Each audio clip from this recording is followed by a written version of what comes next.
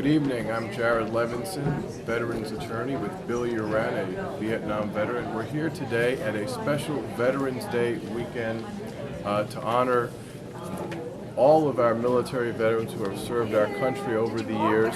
We're here at a special event at the Church of the Nazarene in Easton, Maryland, for a special event to honor Ron Smith, a veteran of the Vietnam War, winner of the Bronze Star, and a 24-year U.S. Marine Corps veteran. And Navy veteran. Navy veteran.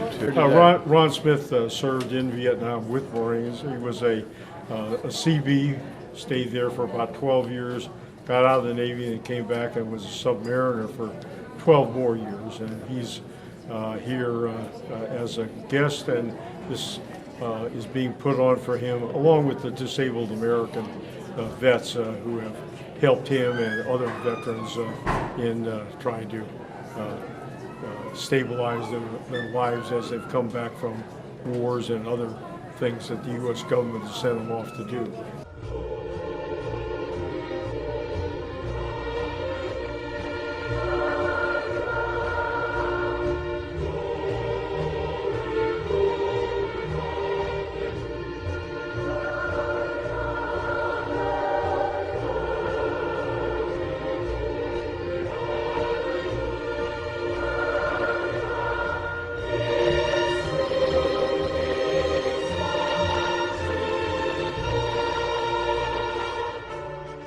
Many of the things that I found is most veterans and people don't really talk much about their service and what they did, and they're quiet about it. And you know, when I was in Vietnam, I was a commander in the 1st Battalion, 7th Marines, 1st Marine Division, and I had basically 19-year-old kids with me. I had very few staff NCOs, very few senior NCOs at all.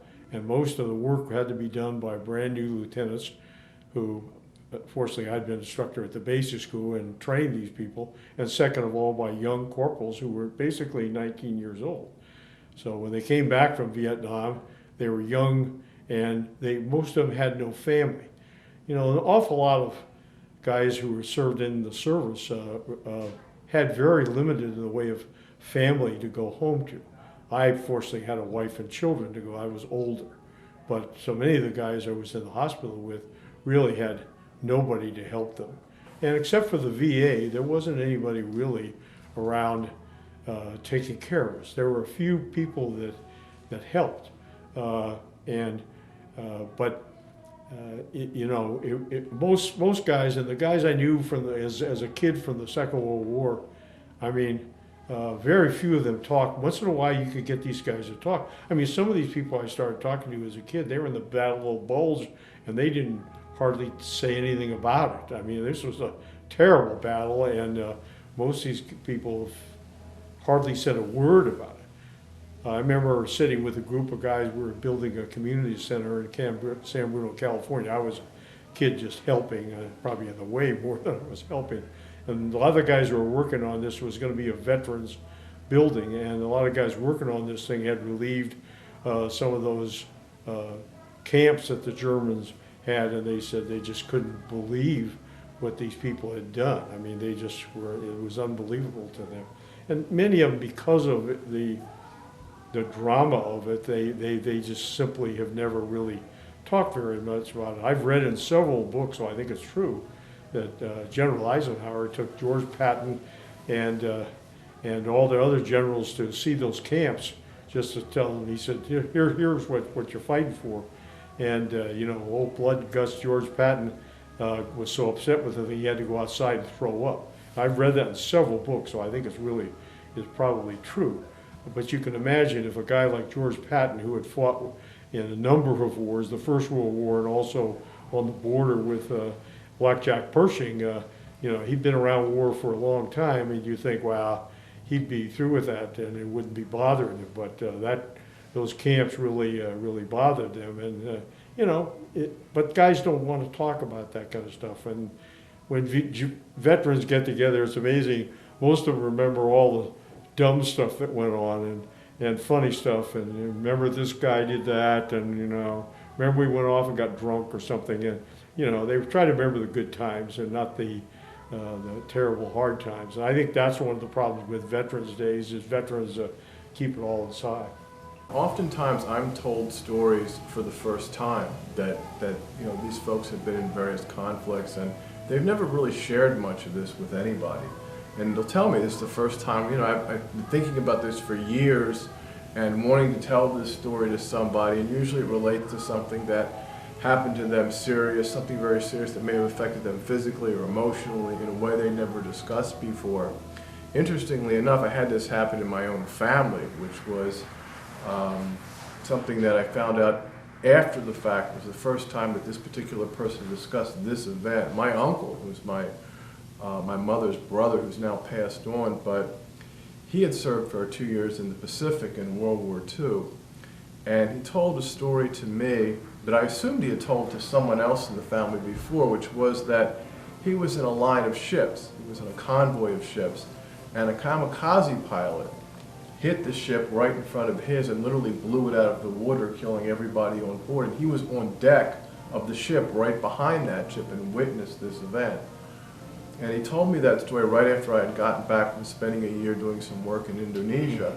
I assumed that that story had been passed on to somebody. He has 2 sons, a wife. I assumed someone had heard it. In fact, after he passed away, I related that story to my mother. No one had ever heard that story. She asked my aunt, who was his wife, his children. No one knew this story. So these folks who serve in these conflicts, men and women, have a lot of things that have happened to them that they've never shared with anybody. And there's a lot of information and history out there that goes unrecorded, in part because these folks are very modest, or in some cases, the trauma of having witnessed these things is buried so deep inside that it might not come out for years. And it might come out in some way in the form of PTSD, for example, and then finally you get to the root of the story. And the other point that Clem made about the delay in benefits and all of the bureaucratic machinations that our veterans face when they go to apply for benefits is very real. And I see this all the time. It's as if the bureaucratic maze that they have set up is almost designed to run veterans around in circles rather than getting them to where they need to be and getting them the benefits they need in a rational and reasonable way. And I think that part of the problem is that, as Clem and Bill mentioned, the percentage of people now serving in the military doing the heavy lifting is relatively small compared to the number of people in our country. It's a very small percentage of the society. Hence, the number of people watching the store on a daily basis as to what's really happening in this process is relatively limited, because only a small percentage, a small segment of the society are really directly involved in that process. And so there's really not enough attention paid to that. It's great, I think, that we welcome folks home in good ways with parades and other wonderful ceremonies, but these folks have to go home at the end of the day and live with the consequences of all the things that have happened to them. And there needs to be greater follow-up on all of the things that those folks need. If they apply for benefits, there should be a rational process, not some crazy 35-year maze that you run through that makes life impossible. So I think there's a disconnect between where the folks are who have done the heavy lifting and the bulk of the society. And just to put this in some perspective in a quick way, if you look at the issues that were identified as the major issues during the 2012 presidential campaign, the 2 wars in Iraq and Afghanistan, if you look at the public ratings, were probably around 4th or 5th on the list after the economy and several other issues, healthcare and so forth, which shows you the number of people who are not affected relative to the society as a whole. On that note, we'll be right back in just a moment with more VETS TV on this Veterans Day 2013 in Easton, Maryland.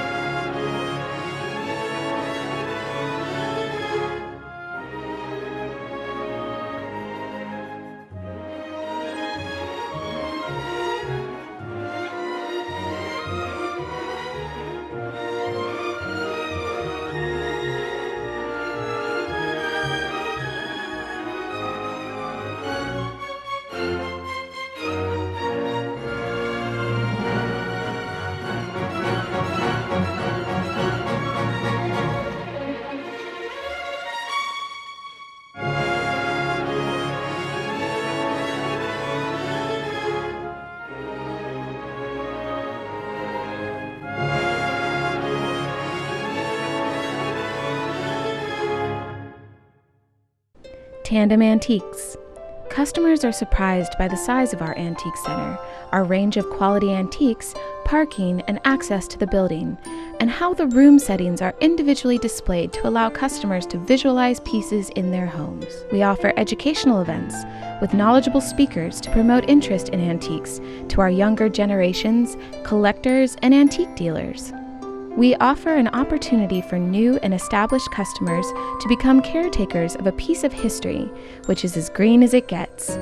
Tandem Antiques and Fine Arts Center, located on Route 50, Easton, Maryland. We're back here in the church of the Nazarene here in Easton, and I'd like the gentleman next to me to introduce himself and tell you how he got involved in this program for Ron Smith. Sure. My name is Clem Clark, and I've known Ron for about a year and a half. It ends up that we met each other in the recovery ward at Easton Memorial Hospital about 18 months ago when he had a stroke down his whole left side. He happens to be a member of the church here. I do too. His wife died in March, lives by himself in a trailer, and I've become very close with him in terms of taking care of him, pretty much an advocate for him. And as I've gotten to know him and his service in the military, I really felt that he needed something to lift his spirits because he was very depressed. And as I got into that, I thought that celebrating his military service and doing it around Veterans Day made a lot of sense. And then that also then turned into celebrating all the vets in the Eastern area. Because the feeling was, and my feeling is, that vets are overlooked. You've got Memorial Day, you've got the 4th of July, you've got Veterans Day. They turn into be nothing more than long holidays. And they're supposed to celebrate our victories, whether that's Independence Day, when we became independent in 1776, or Veterans Day, which was Armistice Day in World War I. And we don't celebrate the people that won the victories. There's nothing but long weekends. So I think they get shortchanged. And I know you all at Veterans TV deal with that stuff all the time, right?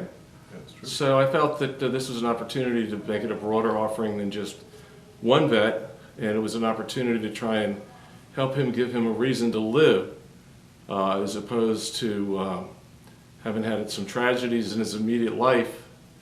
And the latest thing is he can't live by himself anymore in a trailer, and so to give him something to live for. And that's kind of what really sponsored the inception of the idea of this event. I'm a member of the church, and so this seemed like a logical place to have it because we have a decent sized sanctuary, and that's why we chose to have it here. And that's kind of the essence of it. I mean, my wife dances with this group that Maxine Wixom puts together, which is called Showtime Entertainers. They go around to basically cheer up people that are in retirement, not retirement communities, but they're in assisted living homes, whether it's William Hill, whether it's the Pines, whether it's up in Sudlersville, whether it's down in St. Michael's. But she's dedicated herself to do that. So she has basically 20, 25 acts that vary from time to time. They celebrate Independence Day, they do Christmas performances. They've done one recently over at William Hill Manor. And she's a remarkable woman, and so she's the one that's put together the entertainment for tonight. What was Ron's response when you told him that you were going to do this? He didn't want to do it. Why was that? He's very modest. He didn't think that, he didn't want to be the focus of attention. He didn't want to do it. You know, it goes along with, you know, he was awarded the Bronze Star, which I ended up putting in the flyer, but we originally had the Purple Heart in there. He was in the line to receive a Purple Heart, and he never got up to receive it. Didn't stand up, so he didn't get it. I said, well, why didn't you stand up? You know, he was wounded with shrapnel, jumping in a foxhole. And he said, I didn't think I deserved it because I just was wounded in the butt, you know, with a piece of shrapnel. He said, you know, he'd seen so many people that had their arms blown off or their cuts blown out, or good friends that were just blown apart, that a piece of shrapnel in the butt, he didn't deserve it. So he's kind of a modest person, you know, so the idea of making the event have a wider appeal than just him made it a more doable thing from his standpoint. And that's kind of why it helped make it a reality. But he's, you know, he just is a low-key person. He doesn't want to be recognized. He doesn't want to be applauded. And unfortunately, because of that, sometimes he doesn't get the recognition that he deserves. But he was also wounded with some broken ribs and saved by his lighter. You were showing me his lighter Yeah. this afternoon, and I was wondering if you. I don't have that with me, I don't think. Oh. But I'm sorry, I should have asked him about. He oh, yeah, has- here's the lighter. Yeah, I think you ought to take a photograph of this lighter and see where the bullet hole went in. And I assume he was not wearing a flak jacket. When I was in Vietnam, most of the Seabees who worked on our bases and so forth, generally speaking, were not wearing, you know, protective armor. First of all, it's very difficult to work with that stuff on. And so he had this on when he was driving the bulldozer. And then one of the enemy people shot at the bulldozer.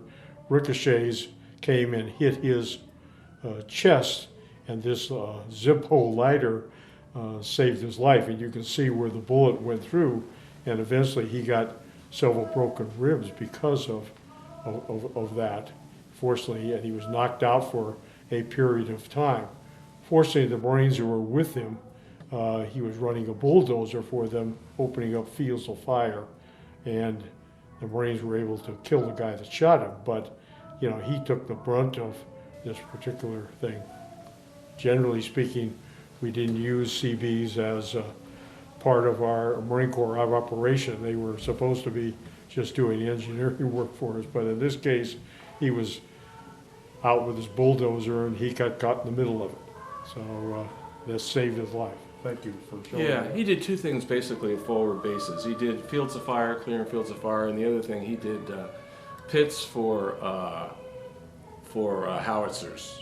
In that he would dig the bases for these howitzers, and then they would pour concrete in there, and then they'd be able to put the pin in, which they would be able to swivel the howitzer around to the various locations and elevations, and that's what he did. And they would bring these bulldozers in that were referred to as tinker toy bulldozers because they were so little. You know, they didn't provide much protection at all. But you know, he didn't get anything for this. He didn't get a broken heart. You know, but he came damn close to being killed.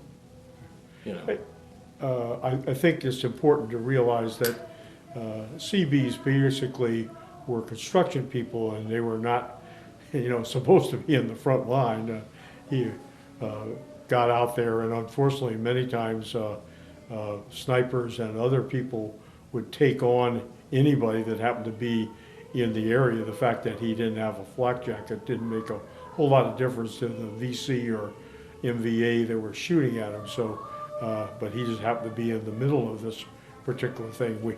Marines didn't try to put the Seabees out in front if we could avoid it, but in this case, and many of them did extraordinary things. The fact that they were construction workers didn't prevent them from getting involved in the middle of firefights and other kinds of things. They were there, and unfortunately, they were wounded and killed the same as Marines were. So, anyhow, thank you very much for bringing that story to us. We really appreciate it, and thanks for putting on this event for him. I think it's a very nice event, and I think it's a really nice thing to do for veterans, and I'm glad to see people are doing for veterans nowadays. When I came back from Vietnam, nobody did much for us, but I think nowadays they do a lot of things for people coming back from the war, and I think that's a good thing. So, Okay. thank you. Well, good. Thank you. Thank you very much. Yeah, sure. Thank you very much. We appreciate Okay. it. Veterans, you know, deserve the respect and the admiration of the people of this country.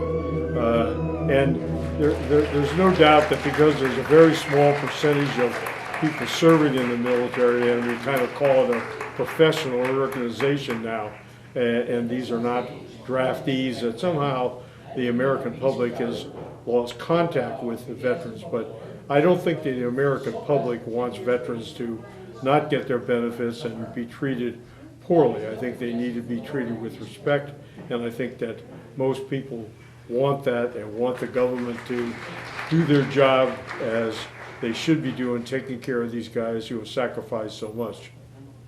And I think it's important too to follow up on Bill's comments that a lot of veterans and their family members who apply run into a maze of problems and issues that often lead to a great deal of frustration and emotional issues on top of the emotional issues of having served and been in war and coming home. So if you're one of those folks, if you're a veteran or a family member of a veteran and you need help, the Veterans Law Office of Jared Levinson is here to help you, and it's always an honor and a privilege to serve veterans and their family members in that way, to help you through the maze of the VA and working to get the benefits that you've earned and need to care for yourselves and your families. It's always a privilege and an honor to serve in that way.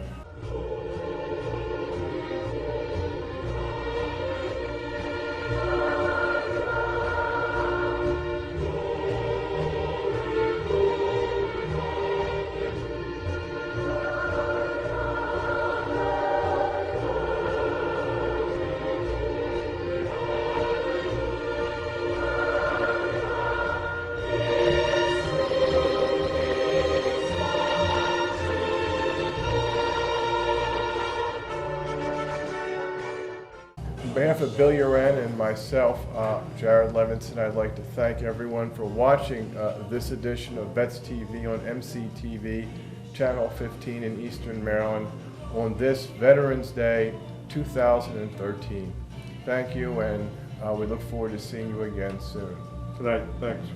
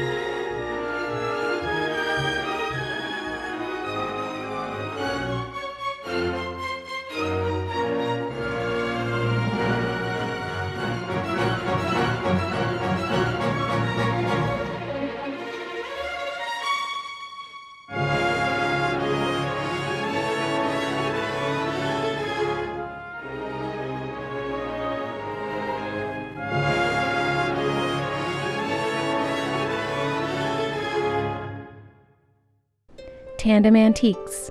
Customers are surprised by the size of our antique center, our range of quality antiques, parking, and access to the building, and how the room settings are individually displayed to allow customers to visualize pieces in their homes. We offer educational events with knowledgeable speakers to promote interest in antiques to our younger generations, collectors, and antique dealers. We offer an opportunity for new and established customers to become caretakers of a piece of history, which is as green as it gets. Tandem Antiques and Fine Arts Center, located on Route 50, Easton, Maryland.